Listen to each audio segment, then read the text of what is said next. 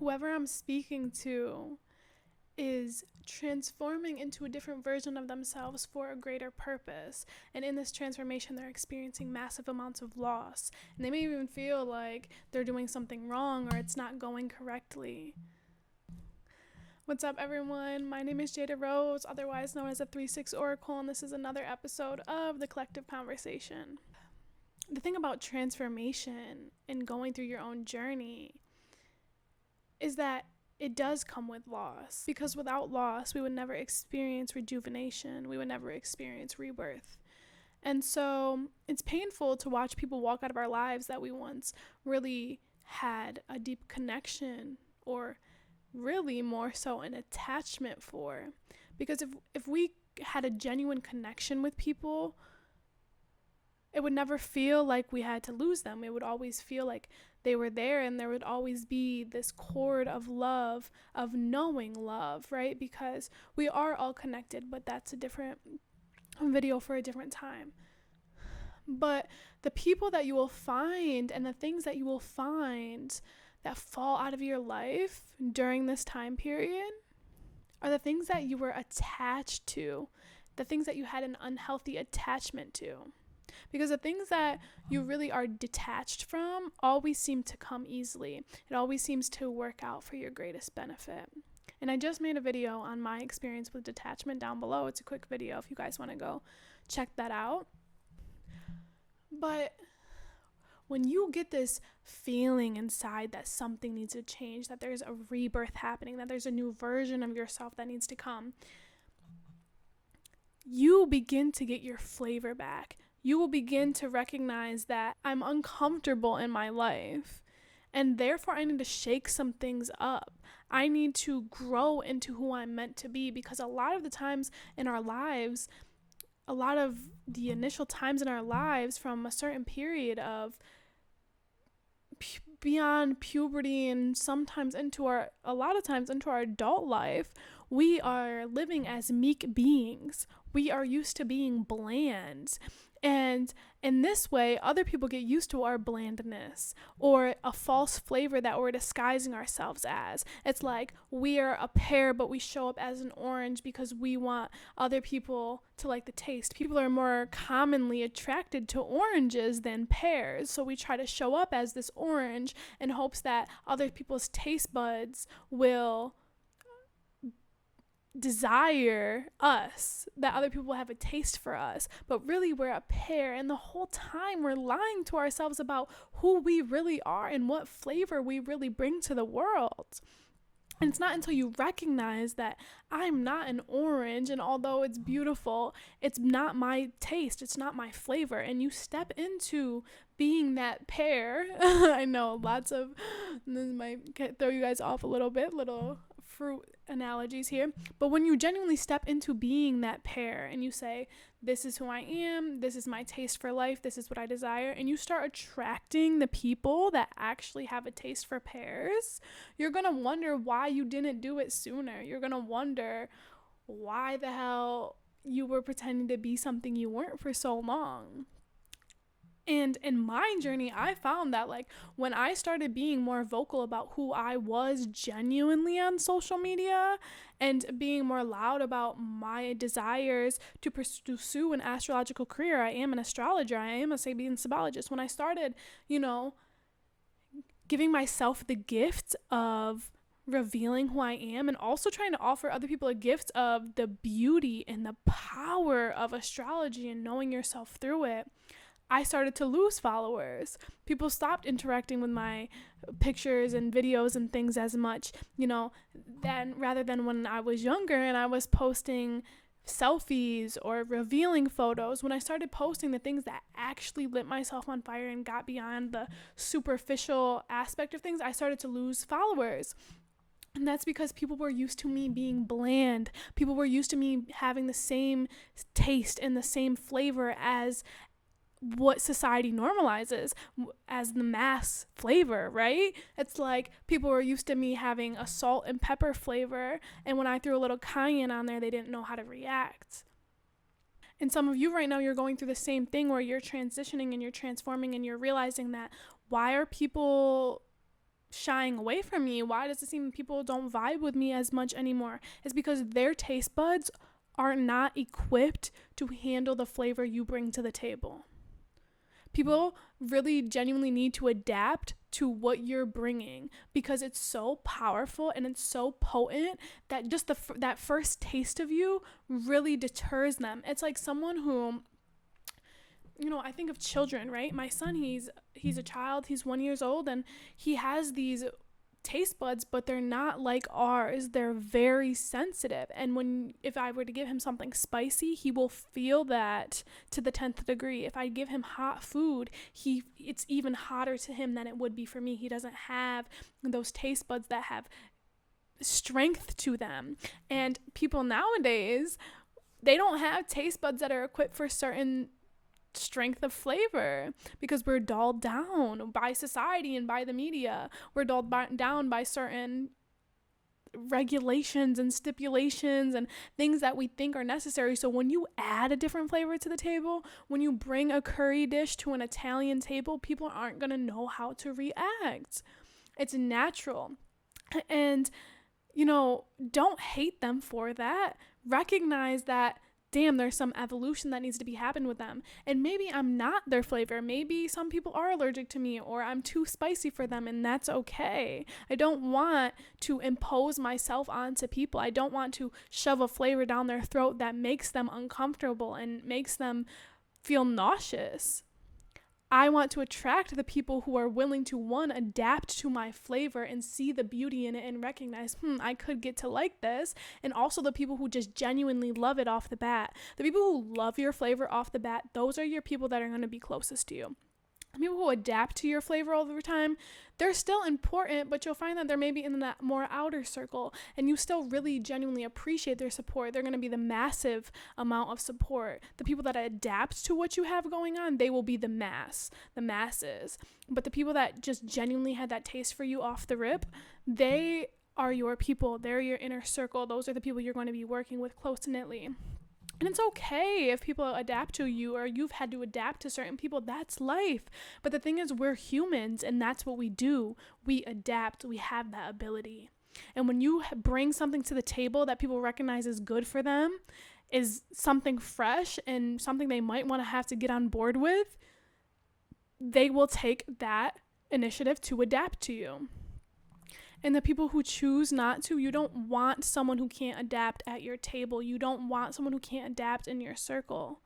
That's kind of they're kind of a liability in a sense. If you can't adapt because the world is ever changing and ever adapting, then you're a liability, and I'm always going to be trying to pick up the pieces for you. I don't want to have to worry about that. I want to worry about the people who are ready to grow with me, the people who understand what I'm doing. And even if they don't fully understand it, they recognize that there's some truth here. They recognize that I'm bringing something very significant to the pot.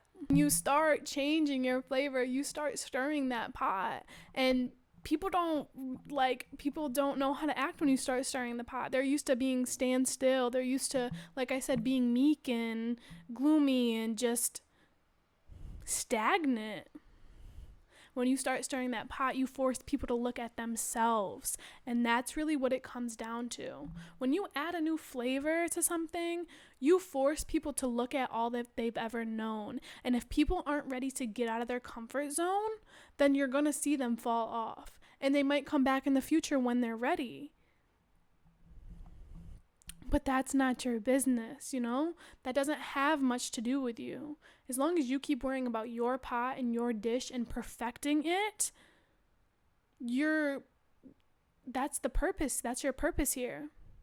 And as long as you do that, you will always be supported. You will always gain followers. You will always gain support.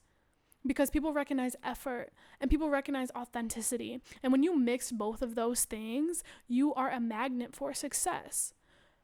You are a magnet for the people who have those same qualities in them. You are a magnet for God. So some people, they start sprinkling their flavor on the dish, right? And they start putting their authentic selves into the world. And when they recognize that people don't like it at first, they pull it back away. They put them back inside, or they don't want to fully embrace that flavor. They don't bring it out again. And that's just putting yourself at a loss as well as everyone else. You're allowing everyone else to be comfortable. If you trigger someone else by the spice that you bring to the table or by the sourness, whatever it may be, if you're triggering somebody, that is a gift for them because it allows them to look at themselves and grow beyond what all they've ever known.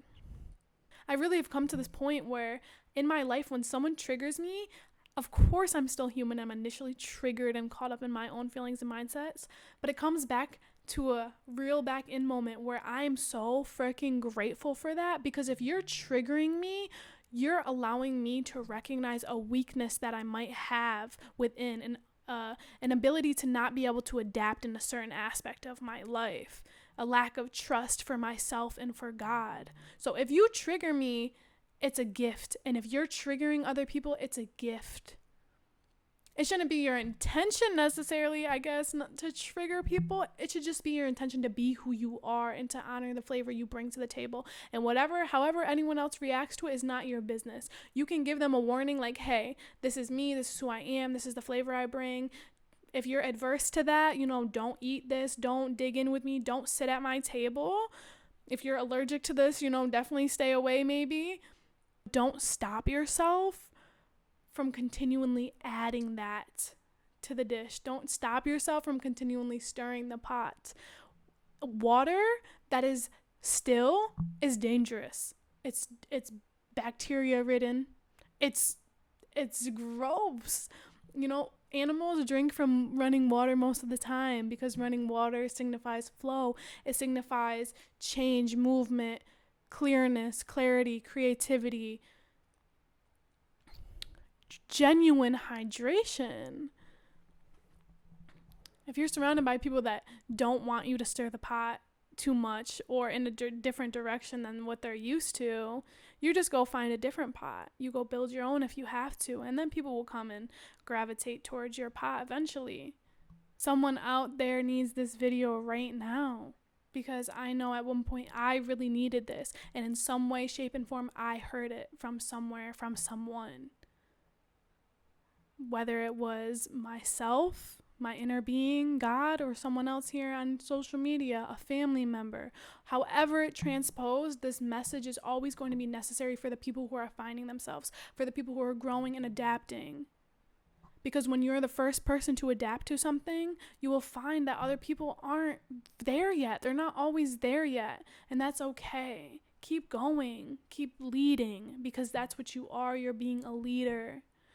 Whether it's just in your field, but genuinely, you're being a leader of authenticity. You're being a leader of truth and honor. Like right now, my phone's going off and it's like triggering me and I don't know why. And it's like, because if it's a specific person, I might be getting triggered. Why is that triggering me so much? Why do I give my power so much to that, right? I don't know. That's just my food for thought for the day, that I need to sit and ask myself why I'm so fucking triggered by that right now. It's because I'm receiving a message while I'm trying to give a message. I need to work on being a student as I'm still being a messenger. I need to work on both receiving and giving at the same time simultaneously. So see, there's a learning opportunity in every moment. But this is my message for you guys. You guys want to stop being bland. You want to be different. You want to be yourself. But when the time comes to be different and people don't have that initial acceptance of the difference, of the uniqueness, you guys get deterred and you run away from it. This is me saying this to myself too. This is your warning sign I'm hearing. It's a warning sign to no longer live that way. You're going to hold yourself back from the life that you've always wanted if you get deterred by people's initial reactions to things. People are programmed. Their initial reaction is not who they are. It's their initial response. It's embedded in their psyche and their nervous system. Like I said, the people that hop on board right away, those are the people that have already been attuned to your frequency and your soul and your path in life. It's like they already knew that this is what you came here to do, and they were just waiting for you to step into that. Keep being who the fuck you are, because one day people are going to realize that the flavor they're missing is the one that you bring to the table. It's the one that you offer.